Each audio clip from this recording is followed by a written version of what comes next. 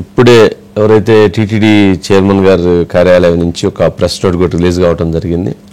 ఆయన ఇందాక ఏదైతే చెప్పినటువంటి కామెంట్స్, పవన్ కళ్యాణ్ గారు మాట్లాడిన దానికి క్షమాపణలు చెప్పమన్నారు, కానీ క్షమాపణలు చెబితే ప్రాణాలు తిరిగి వస్తాయి అన్నటువంటి కామెంట్స్ లేదా ఇవన్నీ వారిని ఉద్దేశించినవి కాదు, సోషల్ మీడియాలో చేస్తున్నటువంటి ప్రచారానికి మేము ఆన్సర్ చేశాము అనేటువంటి దాన్ని చెప్పారు. సోషల్ మీడియాలో అంటే వారు పంపించినటువంటి దాంట్లో సోషల్ మీడియాలో ప్రతి ఒక్కరి కామెంట్స్కి స్పందించాల్సిన అవసరం లేదనే ఉద్దేశంతోనే ఈ విధమైన వ్యాఖ్య చేశామని చైర్మన్ గారు క్లారిటీ ఇచ్చారు. ఉప ముఖ్యమంత్రి శ్రీ పవన్ కళ్యాణ్కు నా యొక్క వ్యాఖ్యలను ఆపాదించడం భావ్యం కాదని టీటీడీ చైర్మన్ బిఆర్ నాయుడు గారు అన్నారని, నా యొక్క వ్యాఖ్యలు పవన్ కళ్యాణ్ ఉద్దేశించినవి కాదు. మొన్న ఘటన జరిగిన వెంటనే మీడియా ముఖంగా భక్తులకు, మృతుల కుటుంబాలకు క్షమాపణ చెప్పాను. ముఖ్యమంత్రి, ఉప ముఖ్యమంత్రి, మంత్రుల కమిటీ కంటే ముందుగా టీటీడీ పాలక మండలి క్షమాపణలు చెప్పడం జరిగిందని ఆయన గుర్తు చేశారు. అసత్య ప్రచారాలను తీవ్రంగా ఖండిస్తున్నా. క్షమాపణల గురించి అనవసరమైన అసత్య ప్రచారాలు మానుకోవాలని ఆయన అన్నారు. టీటీడీ ముఖ్య ప్రజా సంబంధాల అధికారి చే జారీ చేయబడింది. అయితే ఇప్పుడు దీనిపైన కూడా వారు మరి కొద్దిసేపట్లో మీడియాతో కూడా ఆయన మరొకసారి మాట్లాడబోతున్నారట.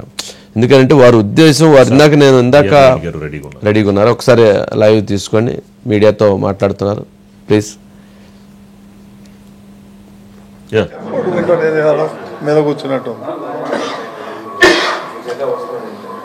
ఓకేమ్మా.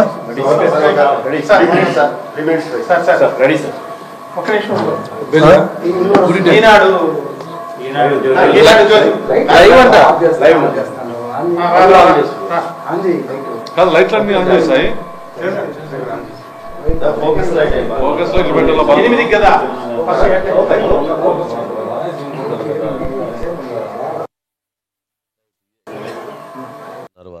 అంశానికి ఏంటంటే మనం చెప్పాం, ఆయన వ్యాఖ్యలు అవి అయ్యుండవు, ఆయన వ్యాఖ్యల ఉద్దేశం అది అయ్యుండదు.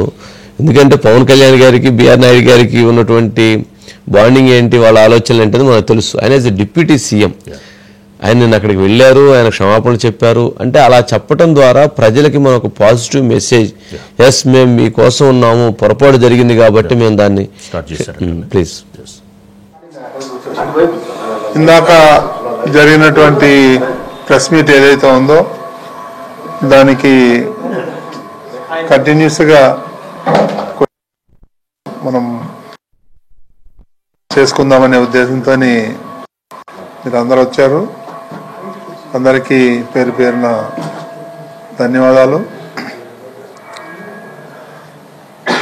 ఇప్పుడు ఏదైతే ఇన్సిడెంట్ జరిగిందో అది కొంతమంది అధికారులు తప్పిదం వల్ల జరిగినట్లు మాకున్న సమాచారం. ఇది అవునా కాదా దీని మీద లోతుగా అధ్యయనం చేసి ఎవరైతే దోషులు ఉన్నారో, ఎంత పెద్దవారైనా, ముఖ్యమంత్రి గారు సీరియస్గా చెప్పారు, దాన్ని జ్యుడిషియల్ ఎంక్వైరీ ద్వారా చేసి అతి త్వరలో వాళ్ళకి మీద యాక్షన్ అయితే తప్పకుండా ఉంటుందనేది మాకున్న సమాచారం. అదే ముఖ్యమంత్రి గారు కూడా మాకు చెప్పడం జరిగింది. ఈ మొత్తం ఈ ప్రపంచంలో ఉన్న భక్తుల్లోకి ప్రథమ భక్తుడు శ్రీ నారా చంద్రబాబు నాయుడు గారు. చాలా సందర్భాల్లో ఆయనే స్వయంగా చెప్పారు, నేను ఎవరితోనా పెట్టుకుంటాను కానీ వెంకటేశ్వర స్వామితో మాత్రం పెట్టుకోను అని. సో ఆయన ఎంతో పవిత్రంగా ఉంటారు. అదేవిధంగా ఈ వైకుంఠ ఏకాదశి ముందర రోజు ఈ ఇన్సిడెంట్ జరగటం ఆయనకి చాలా బాధ కలిగింది. నేను ఎప్పుడు చూడలే ఆయన అంత ఇదిగా రియాక్ట్ అయ్యారు. మరి దురదృష్టవశాత్తు ఇది జరిగింది. మరి దీన్ని ఎలా అధిగమించాలి, ఎవరైతే క్షతగాత్రులు ఉన్నారో వాళ్ళందరికీ ఆర్థిక సాయం కానీ, ఉద్యోగం కానీ, వాళ్ళ పిల్లల చదువు కానీ ఇవన్నీ టీటీడీ నుంచి ఏర్పాటు చేయాలని ఆదేశించారు. దానికి అనుగుణంగానే ఈరోజు మనం స్పెషల్గా అప్పటికప్పుడు అనుకోని బోర్డు మీటింగ్ పెట్టి దాంట్లో కొన్ని నిర్ణయాలు తీసుకోవటం జరిగింది. సో అదేవిధంగా పవన్ కళ్యాణ్ గారు ఏదైతే సూచించారో ఆ సూచనలు కూడా తప్పకుండా స్వీకరించి ఈ భక్తులు ఎవరైతే ఉన్నారో వాళ్ళందరికీ కూడా బేషరత్తుగా మా బోర్డు తప్పిదం లేదు. మేము భక్తులందరికీ బోర్డు తరపున క్షమాపణలు చెప్తున్నాం. ఇక్కడ ఫ్యూచర్లో ఇంకా ఏమి చేయాలి, ఎలాంటి సేఫ్టీ తీసుకోవాలి అనేది కూడా త్వరలోనే నిర్ణయం తీసుకుంటాం.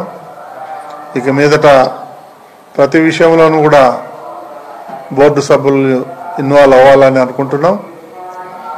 ఆ ఇన్వాల్వ్ అయ్యి ఇలాంటి బ్యాడ్ ఇన్సిడెంట్ జరగకుండా చూడాలనేది మా ఉద్దేశం. ఆ విధంగా మేము ప్రయాణిస్తాం. ఇక మీదట ఎట్లాంటి అవకతవకలు కానీ ఇలాంటి ఇన్సిడెంట్లు కానీ జరగకుండా మేము పర్యవేక్షణ చేస్తాం. ఇప్పుడు జరిగిన దానికి చింతించడం తప్ప, ఈ సమయంలో వాళ్ళకి సహాయం చేయటం తప్ప మరి మనకి అంతకన్నా వేరే విధంగా చేయలేము. చనిపోయిన వాళ్ళని మళ్ళీ తీసుకురాలేము. ఒకటి మాత్రం స్ట్రైట్గా చెప్పేది ఏంటంటే, ఫ్యూచర్లో జరగకుండా మాత్రం పటిష్టమైన భద్రతలు తీసుకుంటాం. మేము పూర్తిగా అధికారుల మీద వదిలేసి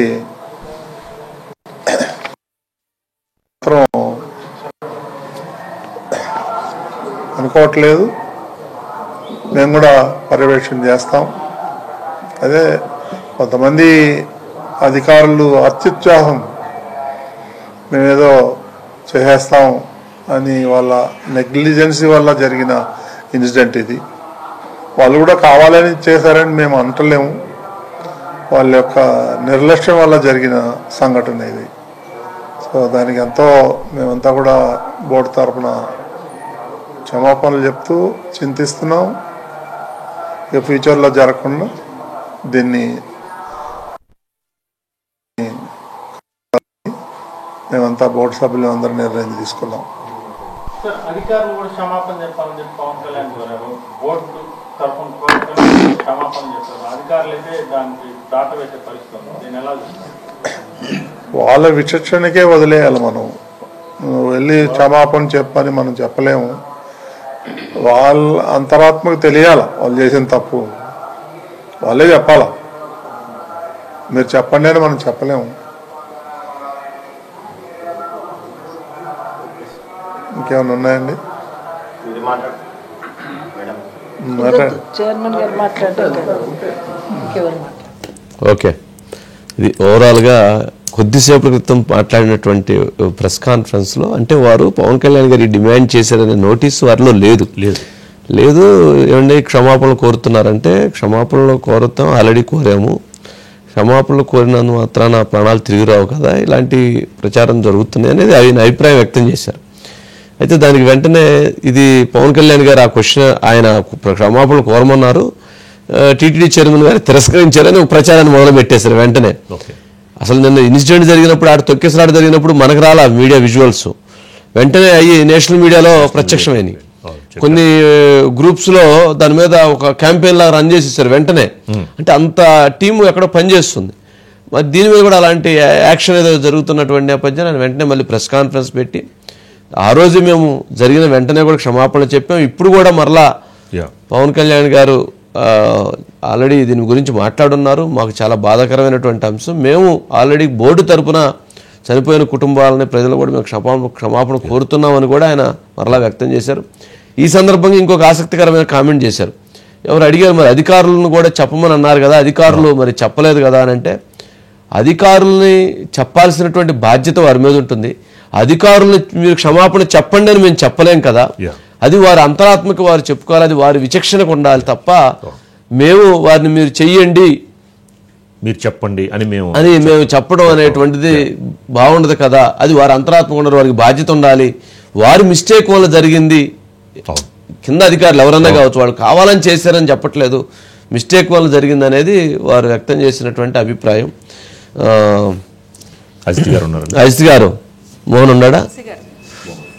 ఏంటండి మొత్తానికి అది చూసాం కదా. మరి అంటే ఈ జరుగుతున్న పరిణామాలు అసలు ఏం మాట్లాడితే అది ఎటు నుంచి ఎటు వెళ్ళిద్దో కూడా అర్థం కానటువంటి పరిస్థితి. నిమిషాల్లో సెకండ్లోనే మొత్తానికి ప్రకంపనలు సృష్టిస్తూ ఉన్నట్లుంది.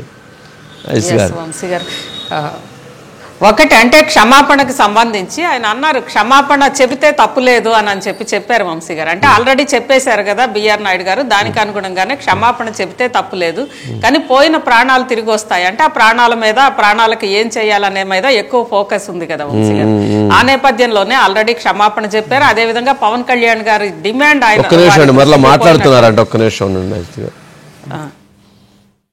సుప్రీం అని గతంలో ఏం జరిగిందనేది మనకి ఇప్పుడు అప్రస్తుతం. రాబోయే రోజుల్లో బోర్డు నిర్ణయాలని అధికారులు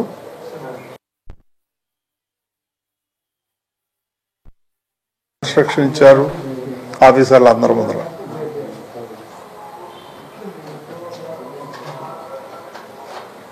సీఎం గారు తను తీసుకున్న నిర్ణయాలను కూడా బోర్డు నుంచి బోర్డు డిస్కస్ చేసిన తర్వాతనే ఇంప్లిమెంట్ చేయాలని అంత స్పష్టంగా చెప్పారు.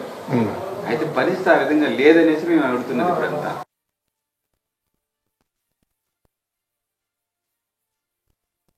లేకపోతే మళ్ళీ సీఎం దృష్టికి తీసుకెళ్తాం. ఈ రోజు కూడా సీఎం గారు మాట్లాడారు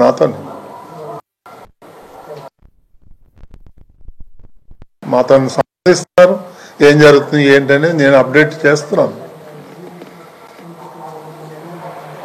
ప్రతిదీ తెలుసు సీఎం గారికి, ఆయనకి తెలియకుండా మేమైతే ఏం చేయట్లేదు. ఓకే అండి, థ్యాంక్ యూ.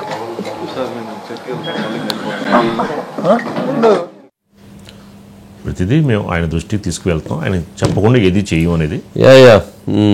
ఎస్ గారు సార్, ఇది ఏదన్నా కానీ ఈ ముఖ్యమంత్రి గారికి చెప్పకుండా చేయలేరు కదా. ఇప్పుడు ఒకసారి అక్కడ ప్రాబ్లం రాకముందు అన్నంత వరకు వాళ్ళు దాన్ని జాగ్రత్త సమన్వయం చేసుకొని చేస్తే వాళ్ళకి మంచి పేరు ఉండేది, ఇబ్బంది ఉండేది కాదు. అది ముఖ్యమంత్రి గారు ఇంటర్ఫీర్ అవ్వాల్సిన అవసరం ఉండదు.